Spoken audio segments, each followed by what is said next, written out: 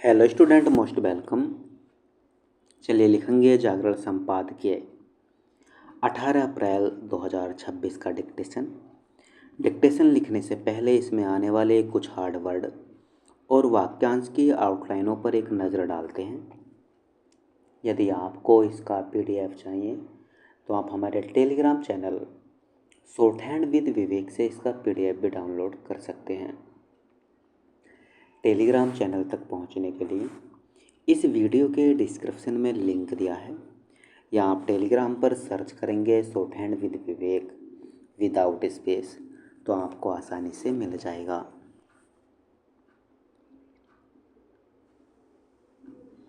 लिखेंगे इसका डिक्टेशन की स्पीड लगभग 80 शब्द पर मिनट रहेगी।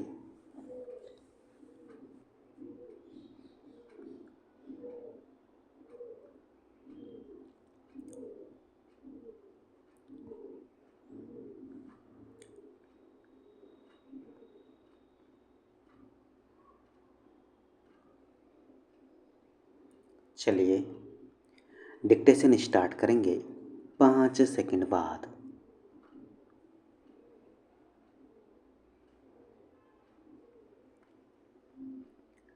अंततः जिसका अंदेशा था वही हुआ। महिला आरक्षण से संबंधित संविधान संशोधन विधेयक 2/3 बहुमत के अभाव में लोकसभा से पारित नहीं हो सका। इसी के साथ एक तरह से महिला आरक्षण फिर से ठंडे अवस्थे में चला गया। कहना कठिन है कि अब वह कब लागू हो सकेगा।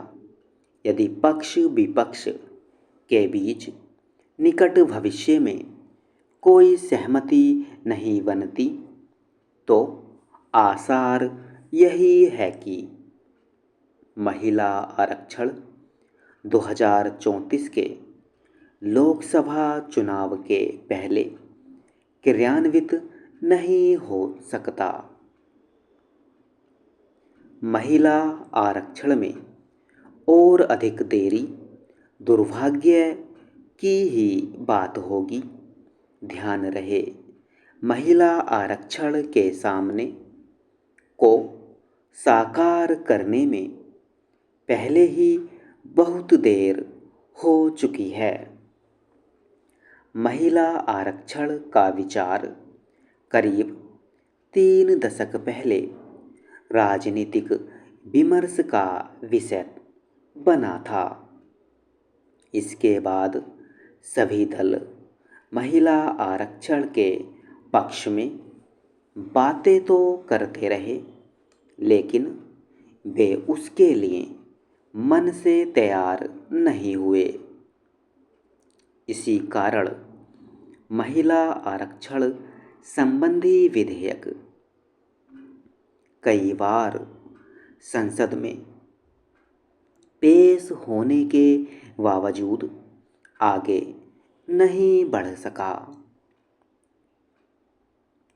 अंततः 2023 में वह सभी दलों की सहमति से पारित तो हुआ, पर इस प्राविधान के साथ कि उसे 2029 के आम चुनाव में लागू किया जाएगा।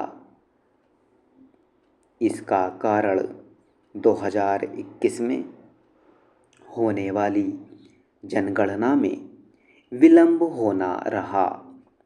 चूँकि नई जनगणना अब जाकर शुरू हुई है और उसके नतीजे आने में समय लगेगा, इसलिए मोदी सरकार ने अगले आम चुनावों से ही महिला आरक्षण को प्रभावी बनाने और विपक्ष की आपत्तियों को दूर करने के लिए यह फार्मूला रखा कि सभी राज्यों की लोकसभा सीटों की संख्या में 50% की वृद्धि करके महिला आरक्षण को लागू किया जाएगा।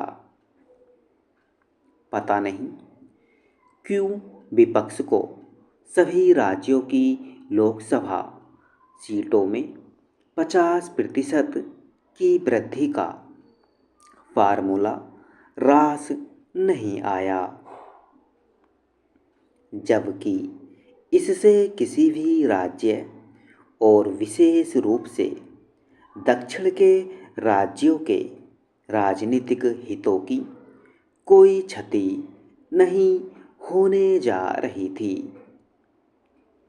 अच्छा होता कि विपक्ष नई जनगणना और उस पर आधारित परिसीमन के आधार पर महिला आरक्षण लागू करने की अपनी जिद का परित्याग करता, क्योंकि यदि जनसंख्या के आधार पर महिला आरक्षण लागू किया जाता है तो कम आबादी वाले दक्षिण और पूर्वोत्तर राज्य के राजनीतिक रूप से नुकसान में ही रहेंगे। जहाँ तक विपक्ष की यह मांग है कि महिला आरक्षण में विभिन्न वर्गों के लिए अलग से आरक्षण लागू किया जाए, तो इसकी अनदेखी नहीं की जा सकती कि 2023 में ऐसी कोई मांग नहीं की गई थी। महिला आरक्षण संबंधी संशोधन विधेयक पारित न होने से विपक्ष अपनी जीत की घोषणा अवश्य करेगा, लेकिन ऐसा करके वह देश की महिलाओं को मायूस ही करेगा। निश्चित रूप से सत्ता पक्ष को झटका लगा है, लेकिन उसे यह प्रचार करने का अवसर हाथ भी लगा है कि विपक्ष ने महिला आरक्षण लागू नहीं होने दिया और इस तरह आधी आबादी की आशाओं पर तुषारपात किया। स्टॉप।